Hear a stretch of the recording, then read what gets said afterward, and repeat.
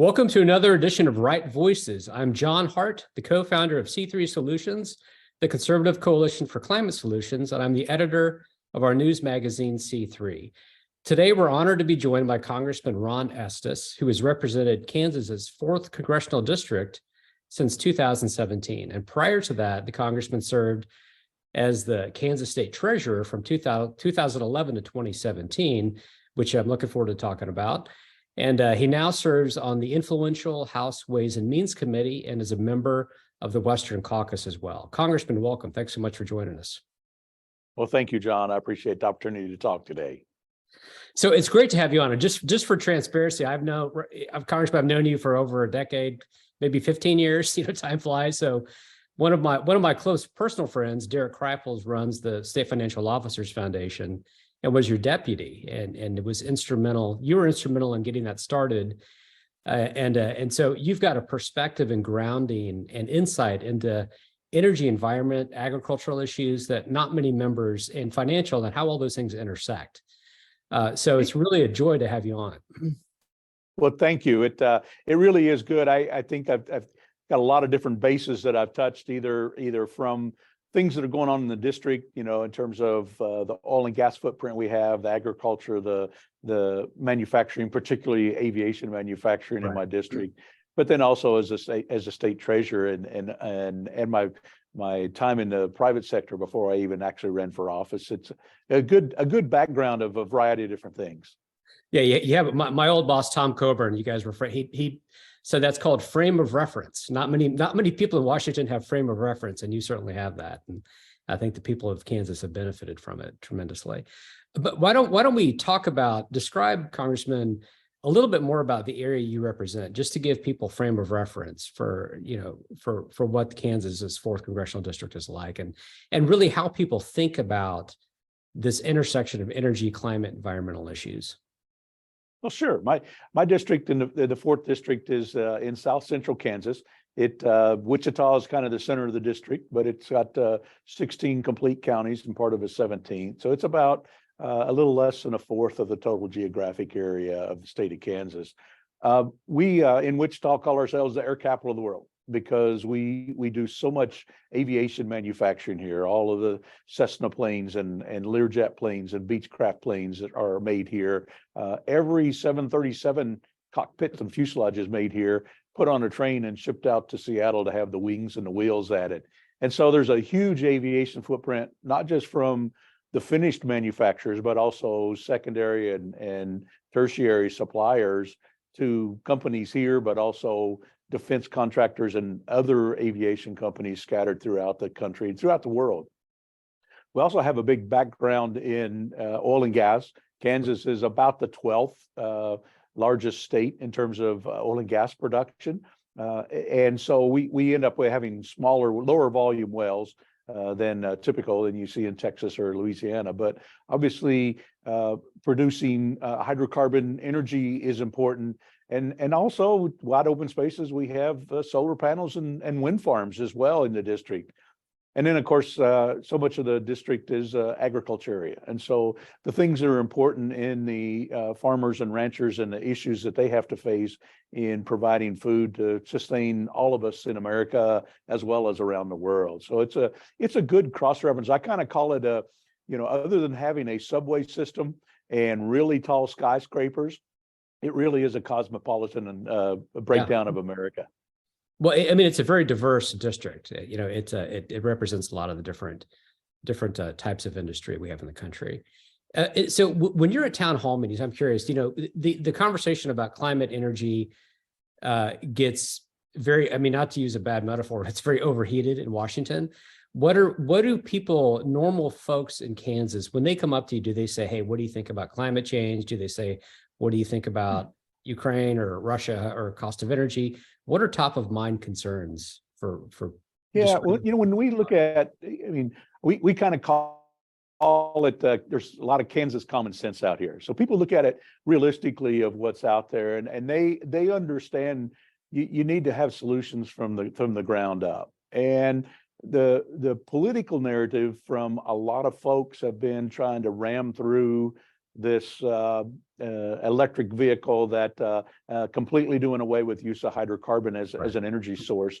And people just look at that as, don't they realize what's going on in the world? Don't they realize what's realistic? I mean, at least President Biden said in the State of the Union that he understands that hydrocarbon energy will be around for another 10 years.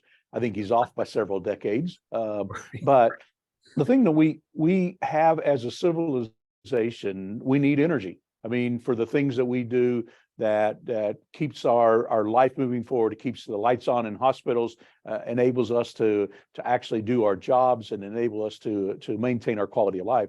That's part of what civilization is, and you have to have energy to do that. And the top-down narrative that's trying to been crammed through, just people in Kansas don't connect to that. I mean, they want to make sure that we keep the lights on, which means you need to have a base level of energy that supports that and make sure the electricity operates, because the sun doesn't shine at night and the wind doesn't blow all the time. So you can't necessarily rely on some of the sustainable energy sources for all of your energy usage. And so when I talk in the district, people say, well, let's make common sense solutions and make sure that they're workable to help us move forward. Yeah. That's interesting because I grew up in the Kansas City areas, and I now have a farm, and I've known a lot of farmers, and I don't talk to really hardly anybody that says, hey, climate change is a hoax. I mean, there is reason to be skeptical, obviously, of how the left talks about the science, but I've never found a single farmer or person or who's a conservative that says, I want to leave the world worse off than I found it. Everybody believes that conservation is a part of our DNA. And just because you don't buy into the alarmist rhetoric doesn't mean you're not being mindful about creating the right innovations that have to happen to have a cleaner, more sustainable economy and environment. Yeah, it really is. I mean, we all want clean air to breathe. We want clean water to drink. We also want to make sure that the resources that we're responsible for, not only do in a lot of cases we make our living off of, but also they want to make that the legacy that we can pass on to future generations for our kids and grandkids. So there's definitely an interest in terms of maintaining that. And we all know the climate changes. I mean, when you look at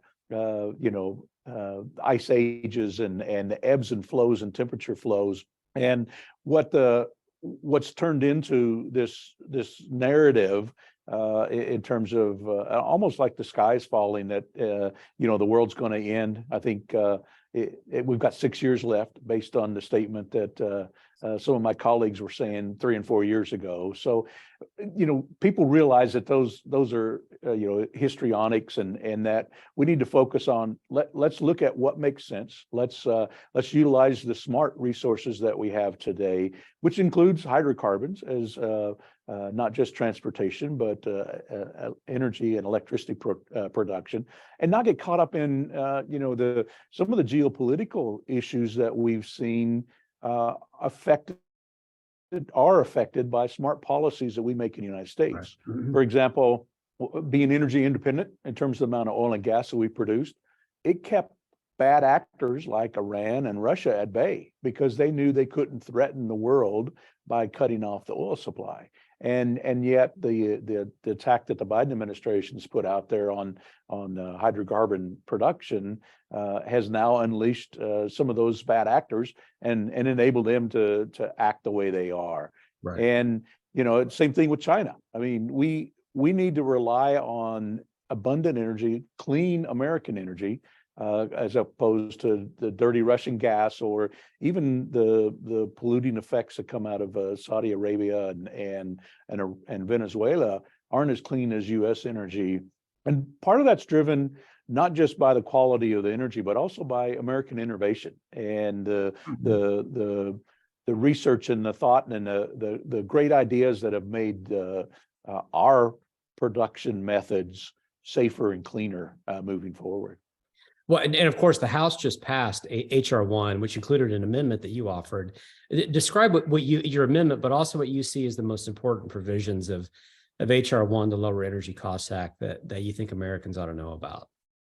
Yeah, well, HR 1 is it really is a statement of your principles. I mean, every legislative session, the first numbered bill kind of shows what's important to you as in the majority in the House. And so what we wanted to get back to and promote America's energy independence. And that's really what the bill was focused on.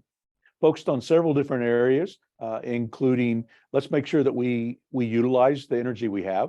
Make sure that we can actually drill for oil and gas and actually produce it and ship it around the country. Let's make sure that we have permitting reform that allows us to actually put in pipelines to actually do the processes for both hydrocarbon production, but also renewable production. I mean, right now we're running into problems where all of these Green New Deal projects that are out there can't get implemented because they can't pass the same permitting reforms out there. So they can't say yes. This is a review of permitting reform.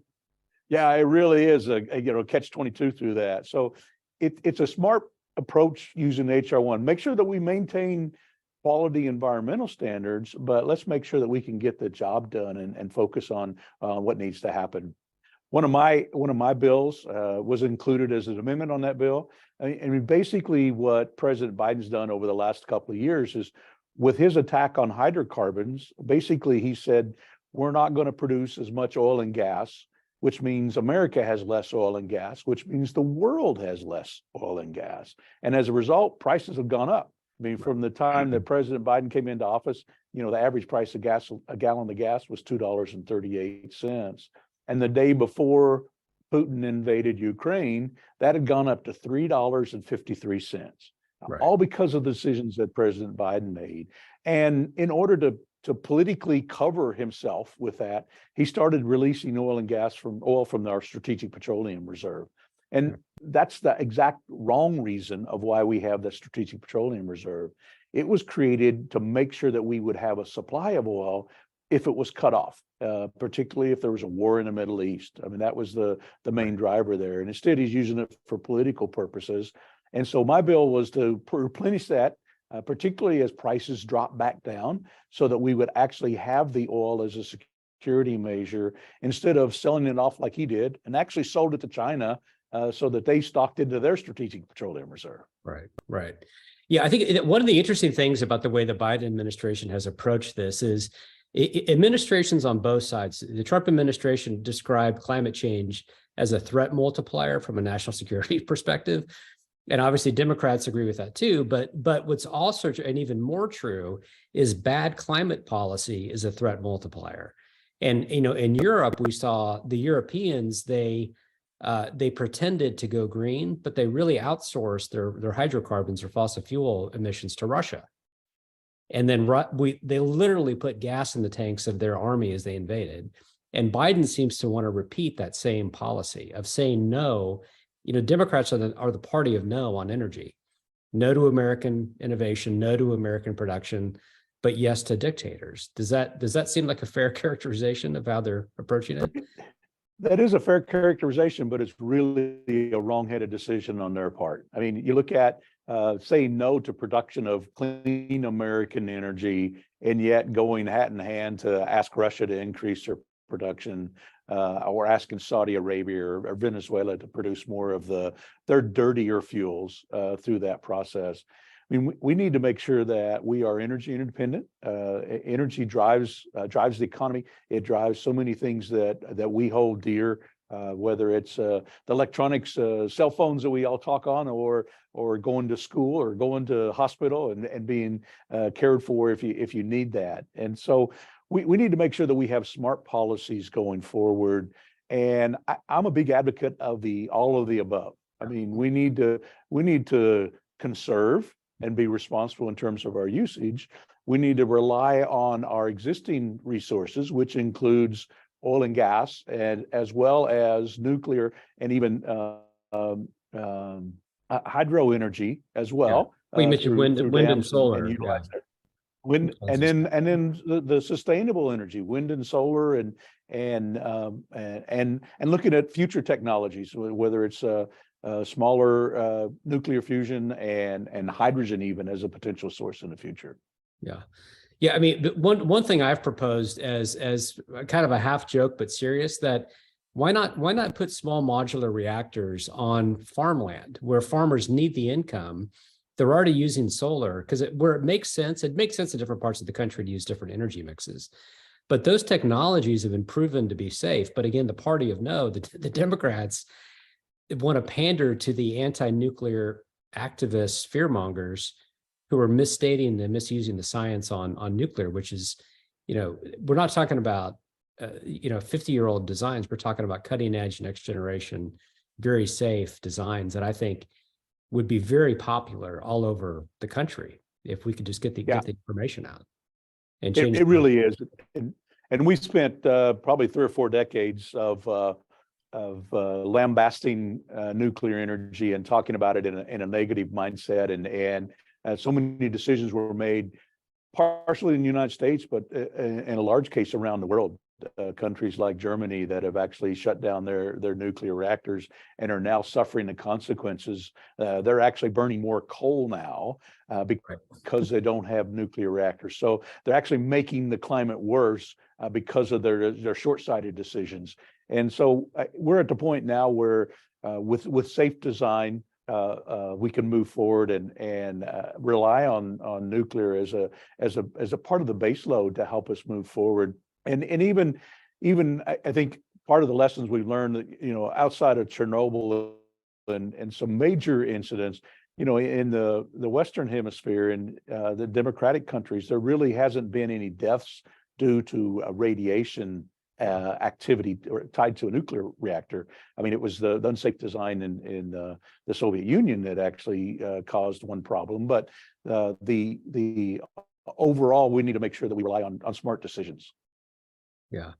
Just an interesting factoid there is I had a briefing at MIT a couple of years ago, and they described that more people have died from solar than nuclear because of the dangers of installing panels. So there's an interesting, and I'm all of the above as well. My co-founder Drew Bond has a solar company, so we're all of the above. But if we have to make decisions based on reality and facts, not on hysteria. That's right.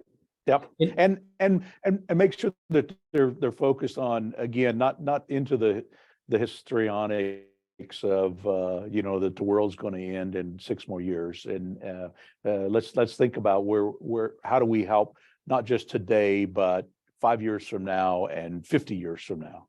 Right.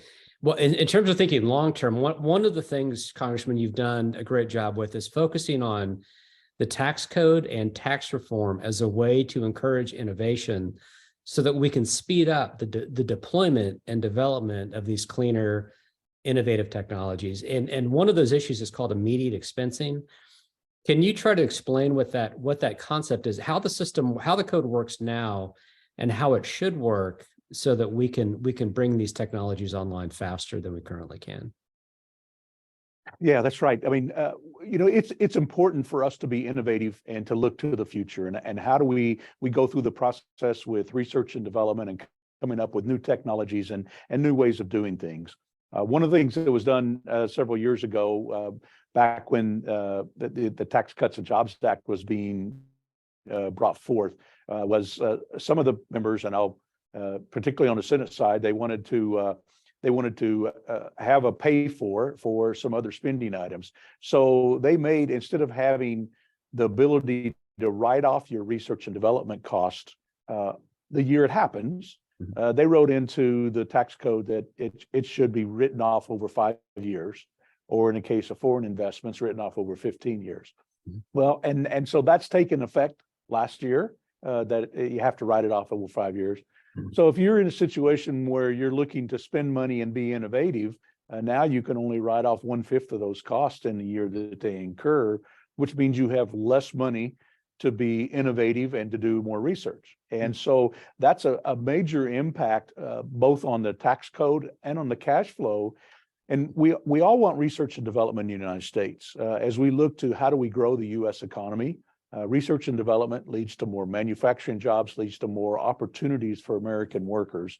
So we want to incentivize research and development within the United States. And so what I've been an advocate for, and we have a bipartisan bill that working with John Larson out of Connecticut to actually restore the the permanent aspect of, for a permanent case, the immediate expensing of that research and development cost, so that companies can know when they invest money into research and development that they can actually have the cash flow and have the capital to pay for that. And ultimately that ends up with a better economy for the United States and better jobs for American workers. Right. And what's your outlook on that bill? Do you feel like you're winning hearts and minds with among your colleagues? So, there's other than some political scenarios, there's support by Republicans, there's support by Democrats, there's support on the House side, there's support on the Senate side to do this. So now we've got to get through the process of getting it passed. Actually, the Senate last fall, they voted 90-5 in a motion to instruct that this ought to be made permanent. Yeah. And so there's a strong support on the Senate side. We have bipartisan support on the House side as well. So now the dynamic is, how do you work a bill through the process, get that passed, or if we don't run it as a standalone bill, looking at options to bundle it together with other things to actually get that move forward. So I think there's some opportunities there. And so we're looking at all avenues. I really think it's going to get done this year. I just wanted to get done before December so that people can have that knowledge in hand so that they can actually make smart investments and not have to worry about it. Right, right. Well, we're following that one closely. And I know just in a few minutes we've got left, I want to circle back on the ESG and wokeism topic, because as I mentioned, at the beginning, Derek Reifel, our mutual friend who was your deputy, he's now runs the State Financial Officers Foundation. You were Kansas treasurer for 6 years, I think. And did you see in some ways your tenure preceded obviously the current fight on ESG and wokeism? What did you see from your vantage point when you were treasurer? Did you see this coming? What was your perspective then when you were in office as a treasurer? So it was really just starting. That process was starting as when I was treasurer in the early teens, the 20 teens. It was focusing on at that point in time was let's provide good governance and make sure that the corporate governance exists and boards were doing the right oversight. They were doing audits and they were making sure that the CEO was held accountable for the decisions they were making. But what that's morphed into is this ESG provision, and the state financial officers is a list of a group of fiscally conservative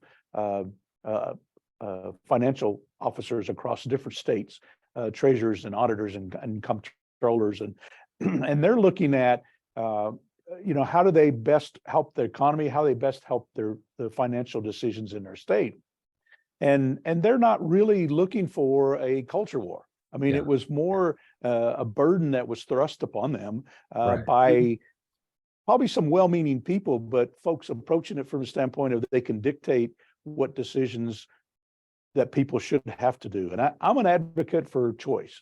Let's allow people to make the choices that they want to make about the environment, or about the economy, about the decisions they want to make on where they want to invest, where states want to invest their pension systems, where they want to invest their cash flow while they're waiting to pay for the schools and roads and that. And we shouldn't mandate these provisions. So we've really focused on ESG's turned into, it's kind of an attack on American approach to capitalism and free markets, that people can make choices of what they want. Yeah, that's a I think interesting way to describe it, because my experience in memory was the treasurers felt ambushed by this. They were trying to make decisions about how to best protect people's retirement, and then they were being told what they could and couldn't do, and the response was, who are you to tell us how to get the best return? Because we have a fiduciary responsibility to give people a safe, secure retirement. Yeah, it really is. And different people want to make different investment choices, and to be mandated by some dictate that comes from a Washington or comes out of some large money manager is just not the way. It's not the American approach of having free choices and having the opportunity to make decisions with the areas that you're responsible for. Yeah. And Congressman, I appreciate the use, your repeated use of the word choice, I think is one that gets lost in this. Because as you know, there's what happens in politics is if the left attacks something, then we tend to get reactionary sometimes as conservatives. And that's not the case here, where again, it was more of an ambush. But there is a debate now on the right. Russ Green, who's at Stand Together, talks about, he's warning the right, let's not make the same mistake the left is making. Let's keep our thumb off the scale in either direction. Yeah, I think what you're describing is a true American market approach of, if people want to make decisions on this, let them make the decision, but don't tell us what to do. Don't dictate from on high, whether you're a bureaucrat or whether you're a fund manager, how people ought to behave. That's right. And the folks that are making choices with their own assets, their own pensions, their own retirement systems, should have the opportunity to make those decisions and to manage them in an appropriate way that feels best for them.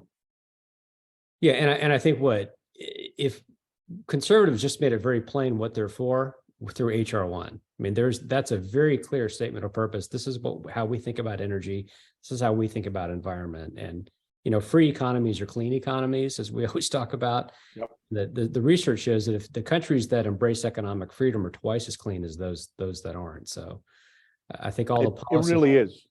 Yeah, you look at that and you look at what the freedom of choice has made for America is to come up with a lot of these innovative ideas. And over the last 30 years, the amount of carbon in the air has been reduced by American innovation, and the rest of the world has not stood up and done that, but it's really driven by American innovation to accomplish that. So we can accomplish a lot with choice and innovation. Yeah, and I'll just close on a note that we've done polling. A lot of other groups have done polling that show that Democrats are not really far left progressives. They're not just out of touch with Democrats. They're out of touch with the broader public, who they're for things like fracking because they understand that it reduces, as you just said, the American approach is cleaner than the Russian approach. And so I think you're on very solid ground with the American public. That's right. I mean, I go back again. It's there's a lot of common sense across the country. We particularly are proud of it here in Kansas, and the Kansas common sense approach is really what the American values, the traditional American values that have allowed people the freedom and liberty and opportunity to make the choices that they want to for their life, and not be dictated to, whether it's by the government or some other big bureaucracy or a fund manager or some other big enterprise. Well, Congressman, thank you so much for your time and leadership. We look forward to following all these issues closely. Again, we've been with Congressman Ron Estes from Kansas, and you can follow us at c3newsmag.com, where you can read about all these issues.